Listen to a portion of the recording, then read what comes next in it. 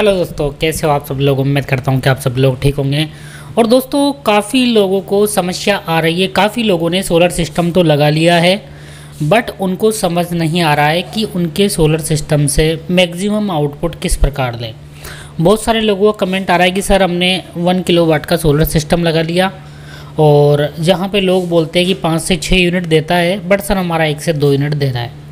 साथ ही कुछ लोगों को ये भी प्रॉब्लम आ रही है कि सर सोलर जो भी हमारा सोलर पैनल है उसके कनेक्शन हमें किस प्रकार करने हैं, उनको समझ में नहीं आ रहा। पैनल सीरीज में लगाने या पैरेलल में लगाने हैं। और भी दोस्तों, यदि सोलर से जुड़ी कोई भी समस्या है तो इस वीडियो में आप कमेंट कर सकते हो। तो दोस्तों, सबसे पहले बात कर लेते हैं हम कि किसी भी सोलर सिस्टम मतलब ऑफ ग्रिड सोलर सिस्टम से मैक्सिमम आउटपुट कैसे लें। देखिए दोस्तों,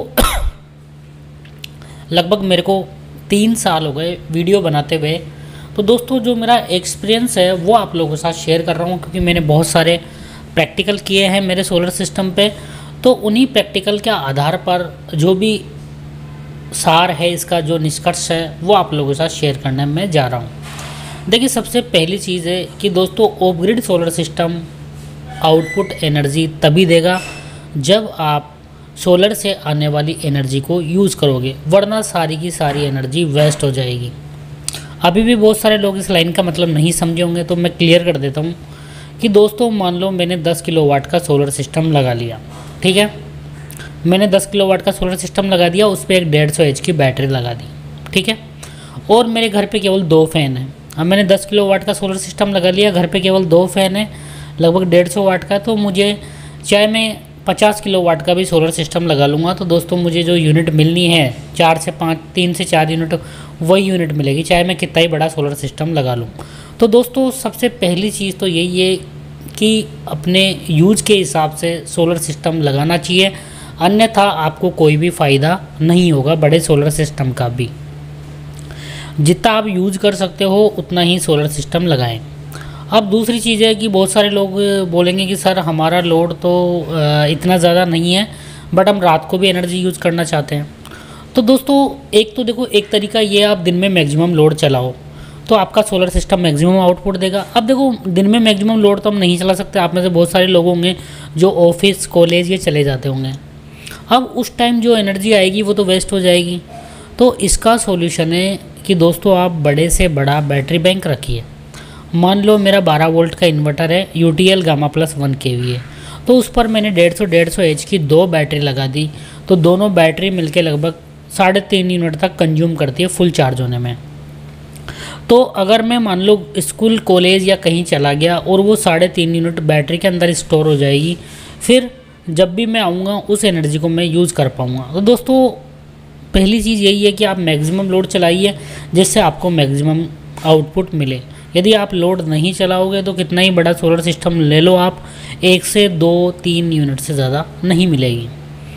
और बड़े से बड़ा बैटरी बैंक रखोगे तो जब भी आप सोलर एनर्जी कम यूज़ कर रहे हो, प्रॉपर लोड नहीं चला रहे हो, तो उस टाइम जो एक्स्ट्रा एनर्जी आ रही है वो बैटरी में स्टोर हो जाएगी।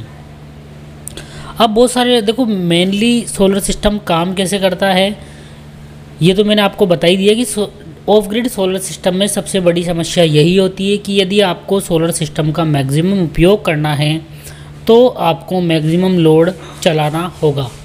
और यदि आप मैक्सिमम मतलब दिन भर बहुत ज़्यादा लोड नहीं है आपका, मतलब कि नॉर्मल सा लोड है, तो उस केस में आप बैटरी बैंक बड़ा रखिए ताकि आपको रात को भी बैकअप मिल सके और जो एक्स्ट्रा एनर्जी आ रही है वो भी कभी वेस्ट नहीं हो, आपकी बैटरी में स्टोर हो जाए। अब बात कर लेते हैं सोलर पैनल के कनेक्शन की। तो दोस्तों, सोलर पैनल के कनेक्शन के लिए सबसे मेन चीज़ होती है इन्वर्टर की VOC देखना। मान लो कि मेरा कोई इन्वर्टर है जिसकी VOC 60 वोल्ट है, तो दोस्तों मैं कोई भी सोलर पैनल लूँगा, उसका VOC देखूँगा। मान लो मेरे सोलर पैनल की VOC है 53 वोल्ट, इसका मतलब 60 से कम है तो मैं पैनल पैरेलल में लगा पाऊँगा। और यदि दोस्तों मेरा कोई इन्वर्टर है जिसकी VOC है 102 वोल्ट VOC है, अब एक 50 वोल्ट का पैनल लिया, उसके सीरीज में एक और 50 का लगा दिया, तो दोनों पैनल की VOC मिला कितनी हो गई 100 वोल्ट। और इन्वर्टर की VOC कितनी है 106 वोल्ट है, तो इस 100 106 से कम है, तो आराम से हम 2-2 पैनल की सीरीज बनाकर उस इन्वर्टर पर लगा सकते हैं। 2-2 की सीरीज बनाओ, जैसे मान लो आपके पास 6 पैनल में 2-2 की सीरीज बनाओ, फिर उन सब सीरीज़ को आप पैरेलल में लगा दो। तो इस प्रकार आप इन्वर्टर के कनेक्शन को समझ सकते हो। तो जो भी भाई जिन्होंने नया सोलर सिस्टम लगाया है, जैसे 1 किलोवाट का सोलर सिस्टम लगाया है, जिनको 1 से 2 यूनिट मिल रही है, वो बड़ा बैटरी बैंक लगा सकते हैं। और दोस्तों सर्दियों में तो क्या है, हमारे यूज़ ही नहीं होता दिन में लोड, तो चांस रहते हैं कि ज़्यादा से ज़्यादा एनर्जी वेस्ट होगी। तो इसका सॉल्यूशन देखिए मैं आपको बता देता हूँ। देखिए मान लो यदि हम बैटरी को रेगुलर डिस्चार्ज नहीं करेंगे, मान लो मेरी बैटरी आज फुल चार्ज हो गई, अब मैंने दिन में लोड चलाया, अब कल मैं लोड नहीं चला रहा हूँ, मतलब बैटरी से मैंने रात को बिल्कुल भी लोड नहीं चलाया, मेरी बैटरी पहले से फुल चार्ज है, अगर सुबह हुई तो बैटरी फुल चार्ज दिखाएगा। उस टाइम अगर आपने लोड नहीं चलाया तो आपको एक भी यूनिट नहीं मिलेगी। अगर मान लो दोस्तों किसी ने 1 किलोवाट का सोलर सिस्टम लगा लिया, अब वो बैटरी को बिल्कुल भी डिस्चार्ज नहीं करता है, बैटरी को केवल चार्ज रहने देता है, अब दिन में उसका लोड भी नहीं चलेगा तो आपको 0 यूनिट मिलेगी। तो जिन लोगों का लोड कम है वो रात को बैटरी पे लोड चला सकते हैं, सर्दियों में तो आराम से चला सकते हैं क्योंकि एलईडी लाइट ही होती है, तो उससे आपकी बैटरी खाली होगी, तो दिन में बैटरी में कुछ ना कुछ एनर्जी जाएगी जिससे आपको कुछ ना कुछ जनरेशन मिलेगा। अगर आपकी बैटरी भी फुल चार्ज है, लोड भी नहीं चला रहे हो, तो कोई भी आउटपुट नहीं मिलने वाला है सोलर पैनल से। तो दोस्तों ये था आज का वीडियो, समझ गए होंगे आप लोग, सभी समझदार हो, तो जो भी बातें मैंने बोली आप लोगों के समझ में आई होगी। और कुछ भी डाउट है इस वीडियो के रिगार्डिंग तो आप कमेंट सेक्शन में कमेंट कर सकते हो। Thank you so much.